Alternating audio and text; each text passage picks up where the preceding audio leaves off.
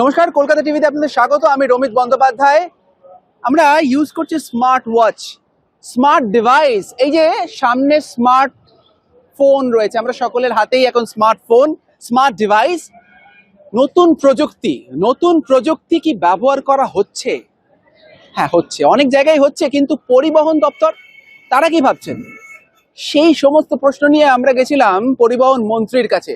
সরকার বদলেছে, নতুন পরিবহন মন্ত্রী হয়েছেন শ্রী অর্জুন সিং। কলকাতা টিভিকে ডাইরেক্টলি জানালেন কি কি পরিকল্পনা রয়েছে। ধরুন আপনি বাস স্ট্যান্ডে দাঁড়িয়ে আছেন আর আপনার জানতে ইচ্ছা করছে যে প্রাইভেট বা গভর্নমেন্ট যে বাসেসগুলো আছে সে কত দূর, কতক্ষণে আপনাকে নিতে আসবে। অ্যাপ্লিকেশন ছিল তো একটা, বন্ধ হয়ে গেছে, বহুদিন বন্ধ হয়ে গেছে, কিন্তু আবার কি চালু হবে? আসুন জেনে নি মন্ত্রী মশাই কি বলছেন। এই সাধারণ মানুষের জন্য আগে একটা অ্যাপ্লিকেশন ছিল যেখান থেকে এই যে বাস, সরকারি প্রাইভেট বাসগুলো দেখা যেত।